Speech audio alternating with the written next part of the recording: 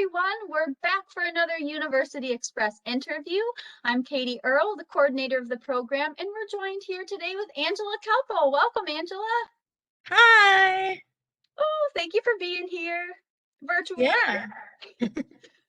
So the first question I have for you is, how did you get into urban planning? So, I've always been really interested in like politics and government. And so, when I went to Niagara, I was a political science major, and I kind of thought I wanted to write legislation. And so I interned with actually Assemblyman at the time, Sam Hoyt. And I worked in his office and I worked on a little legislation, but I didn't really like that part. I answered a lot, did a lot of constituent work, answering phone calls and stuff like that. But I also was able to like go to some of the community meetings, and I realized I really liked that part of like being involved in like the community meetings and going with those kind of things. And so I went back to my professor because I'd been doing this internship for credit, and I was explaining to him, I don't really like legislation. I don't think I want to do that anymore. And but I really like these community meetings, and I really like being involved like on the community level with stuff. And he's like, "Have you ever thought about urban planning?" And I kind of knew what urban planning was. Um, we'd had like some urban planners come and speak in our classroom in some of our classes, and but I didn't really know much about it. So then I interned with Niagara County Planning Department, and I worked with them for actually for 2 summers because I liked it so much. I went back the next summer as well, and I was hooked, and I just really liked planning. And so then I decided to get my master's in urban planning, and been an urban planner since then. Oh, well, that's a fun journey. So what does an urban planner do? So, urban planning overall kind of looks towards the future. They look at, how cities and communities develop, and, looking at what they might need, whether sometimes it's transportation side, looking at roads, bridges, that kind of stuff, public transportation, buses, trains, automobile, parking, or looking at, the economic side and businesses, maybe what kind of retailers are needed in a community, looking at land uses, where the housing should go, where the industry should go, where the commercial spaces should go, that kind of thing, and kind of looking at bettering communities. Lately, urban planning has kind of shifted more away from like the urban renewal of the 50s and 60s, which a lot of people know urban planning for. That's when a lot of areas were demolished, and we built a lot of highways back then. And now urban planning really looks more at like integrating communities and building communities of value and equitable communities, and making sure that there's spaces and communities for all different types of people, whether that's socioeconomic, different racial backgrounds, different ethnic backgrounds, and building, better communities for all is kind of what urban planning heads towards. That's really important work. Wow. I mean, I don't do all of those things every day, but in a nutshell. You're not single-handedly doing every single one of those things. I would if I could. That's a big job. Not enough hours in the day for that. What's your favorite part about this work that you do? So my work at Buffalo Place, which is the downtown business district for the city of Buffalo, um, we really work, with, it's a limited area, so I get to work, day to day with the people in my neighborhood because I live downtown as well. And so I really like that. Like just my walk to work, I might run across a bunch of different business owners, and I see them regularly, and I'm really part of that community. And so getting to see like little things, like I always say, one of my favorite things that I've done is I wrote a grant to get new garbage cans on Main Street. And so I have these new garbage cans that I like think of as my garbage cans because I helped write the grant that brought these new garbage cans. So I when I see people use the garbage can and not throw the garbage on the ground, it like makes me really happy because I'm like, I helped put that there. So it's like little things like that make me happy. Oh, that's awesome. I would say those are big things that's making it better for everybody. Oh, that's so cool. And you also have a love of research because you have a blog. So I'm wondering if you can tell us a little more about that. Yeah, so while urban planning kind of looks towards the future, I've always been really into history as well. And so actually it'll be 10 years this spring, 10 years ago. Wow. I was driving around and I passed Keppel Street, which is a street in South Buffalo off of Seneca. Um, that I passed it. That's my last name, Keppel. And so I wanted to know how Keppel Street got its name. And so, of course, I went to the library and started to do some research. I reached out to a couple librarians that I know, and I started doing research, and I was finding all these stories about how the streets got their names that weren't Keppel Street. And I just kept coming across these, and I, would tell my friends, and some of them care more about history than others, and some of them would be like, yeah, okay, whatever. And so I realized that I needed to start writing them down, and I started the blog at the end of June 10 years ago in 2011. And it's just kind of grown from there. And so 10 years later, and I still don't know how Keppel Street got its name. Oh, I didn't realize that. It's whenever I say that story when I give a talk, someone will always ask then, well, what's Keppel Street? And I don't know yet. I've done a lot of research. I think I'm a little bit closer. I found someone who was named Keppel, who lived in Buffalo around that time. I can say that it's not named after myself or my family because my Keppel relatives are in the Netherlands. My dad was an immigrant who came here when he was little. So it's definitely not named after myself.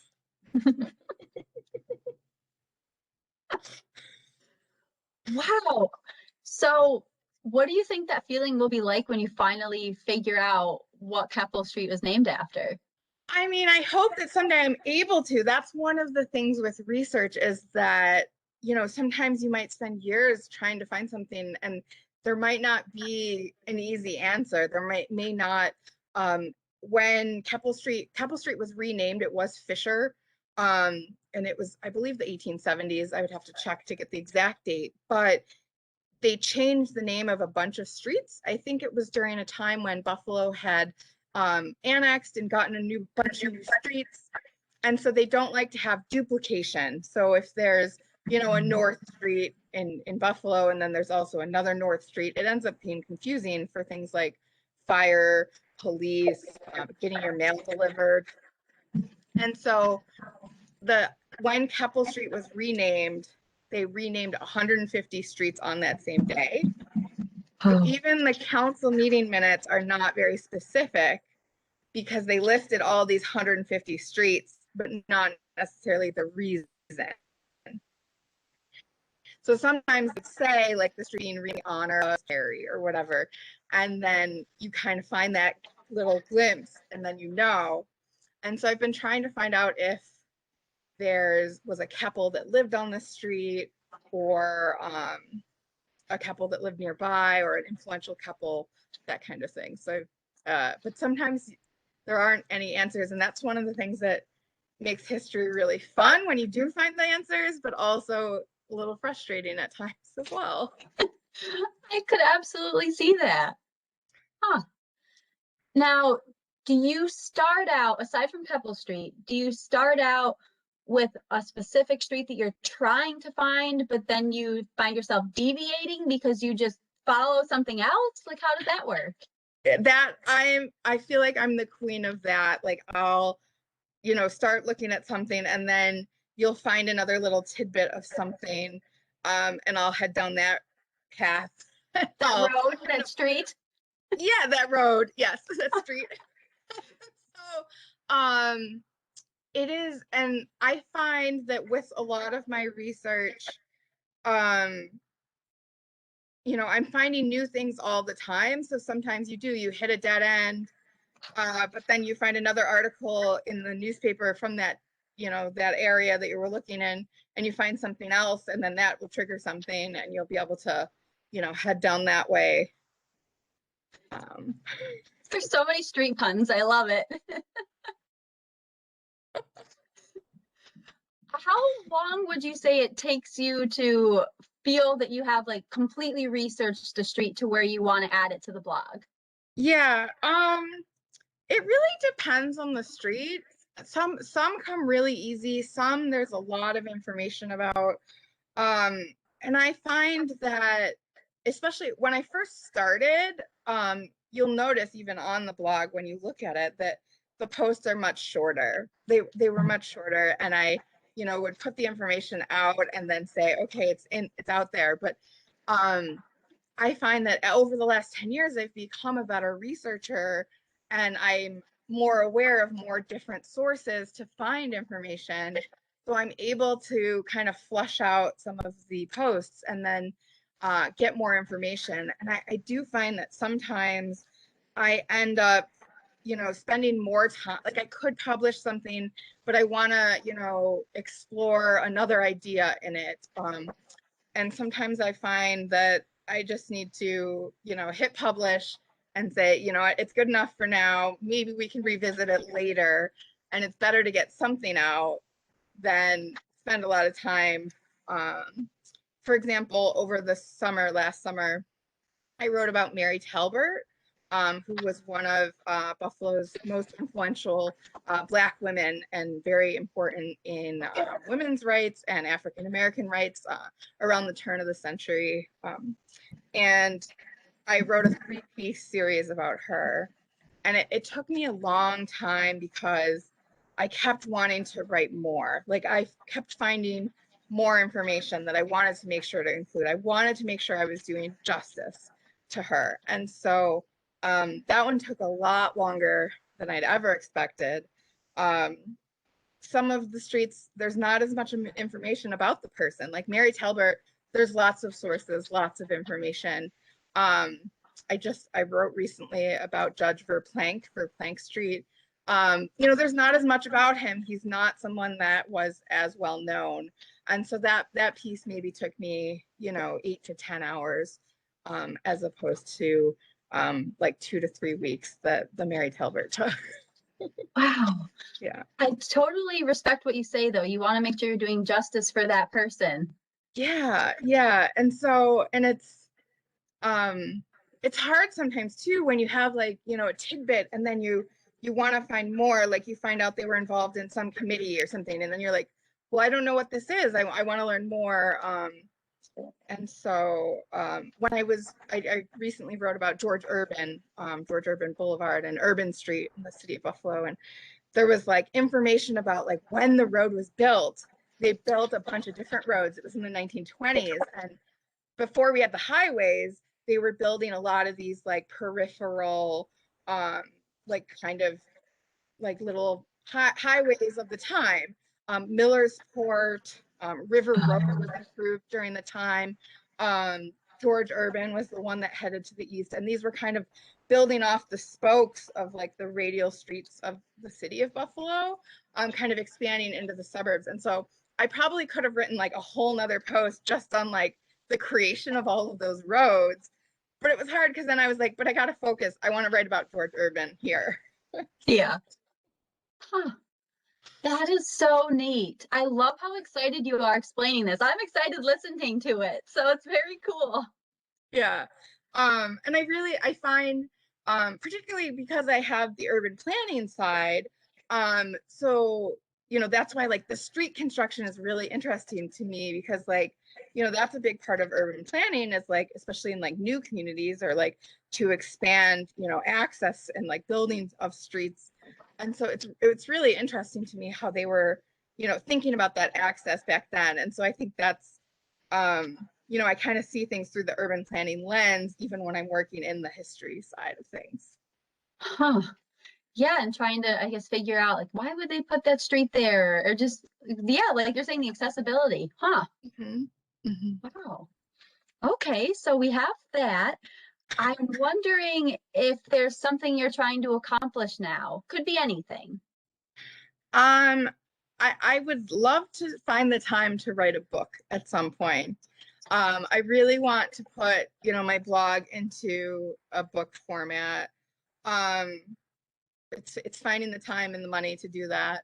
Um, I really want to write a book about the Fruit Belt and the East Side, like the Ellicott neighborhood, which I've covered a bunch of the Ellicott neighborhood um, on my blog the last several months. But the Ellicott neighborhood was one of the first urban renewal projects in the state. It was the first. It had the number Oh, one for urban renewal in the 50s and 60s. And they basically demolished most of the neighborhood to put in the projects, the Talbert Mall and the Ellicott Mall. And then, so the neighborhood, has really gone away. And then the Fruit Belt, where they put the Kensington Expressway through the middle of it, kind of divided that into two. And so I'd love to kind of write a book about that because I feel like it's not like we hear a lot about the Fruit Belt, more of the recent information about, how the neighborhood's really trying to, protect itself against the expansion of the medical campus. And so, I mean, that fight's really gone back to when they were putting the expressway in and all of that neighborhood change. Many of the people from the Ellicott neighborhood, which is just south of the Fruit Belt, moved north into the Fruit Belt and then ended up with the highway through the middle of their neighborhood. So I would love to write that book. If anyone would want to help me, I would love to have some assistance. So someday it's a matter of like finding time. I if I had time, I would just write all day, every day. But I mean, I love my job. I have an awesome job, but it's hard to find the time sometimes. I'm sure. Well, you have two important things that you're really passionate about that intermix, and then you have to find time for yourself too. Yeah.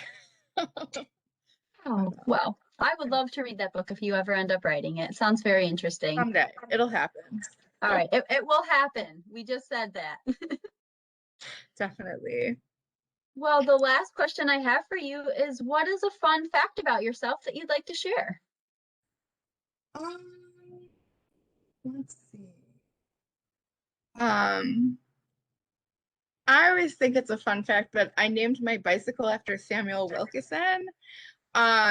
He is my favorite Buffalonian. He was one of our esteemed early settlers in Buffalo. He came here after the War of 1812, and he helped to build the Buffalo Harbor, which is the reason that Buffalo became the terminus of the Erie Canal.